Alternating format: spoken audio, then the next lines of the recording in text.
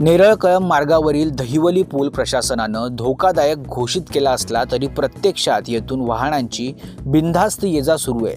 पुलावरील खड्ड्यांचं जाळं, तुटलेली सुरक्षा रेलिंग आणि कोणताही सुरक्षा रक्षक नसल्यानं प्रवाशांचा जीव अक्षरशः मुठीत धरून प्रवास सुरू आहे। रायगड पोलीस अधीक्षक अंचल दलाल यांनी जिल्ह्यातील धोकादायक पुलांवरील जड वाहतुकीस बंदी घालण्यास आदेश दिले होते। चालकांनी नियम मोडल्यास कठोर कारवाई होईल असं स्पष्ट करण्यात आलं होतं। पण हे आदेश फक्त कागदावरच राहिले असून प्रत्यक्षात एसटी बस, टेम्पो आणि जड वाहनं देखील पुलावरून जाताना दिसतायत।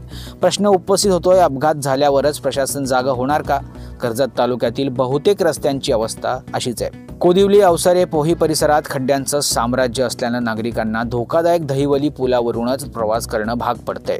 त्यामुळे प्रथम रस्त्यांची डागडुजी करा, मगच नागरिकांवर बंदी लादा, अशी थेट मागणी जनतेकडून होतीये। दहिवली पुलाशेजारी नवीन पूल बांधण्याचं काम सुरू झालं होतं, मात्र ते काम महिन्यांपासून ठप्प आहे। दरवर्षी पुराच्या पाण्यानं या पुलाची अवस्था अधिकच बिकट होतीये। यंदाही 3 वेळा वाहतूक बंद करण्यात आली। पाण्यामुळे प्रचंड खड्डे पडले असून रेलिंग तुटल्यानं अपघाताचा धोका अनेक पटीनं वाढलाय। गणेशोत्सवात लाखो भाविकांना याच मार्गाने प्रवास करावा लागला। बाप्पाचं आगमन आणि विसर्जनही खड्ड्यातूनच पार पडलं, त्यामुळे नागरिकांचा संताप शिगेला पोहोचलाय। पुलावर बंदी असूनही वाहतूक थांबवण्यासाठी ठोस पावलं का उचलली जात नाहीत? रस्त्यांची दुरुस्ती न करता केवळ आदेश काढून नागरिकांची कोंडी का केली जाते? मोठा अपघात झाल्यावरच प्रशासन जागं होणार का, असा सवाल आता नागरिकांकडून उपस्थित होतोय।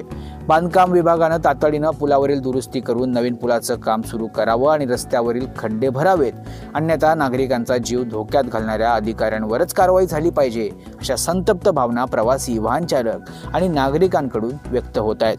महाराष्ट्र न्यूज 24 साठी अजय गायकवाड, कर्जत।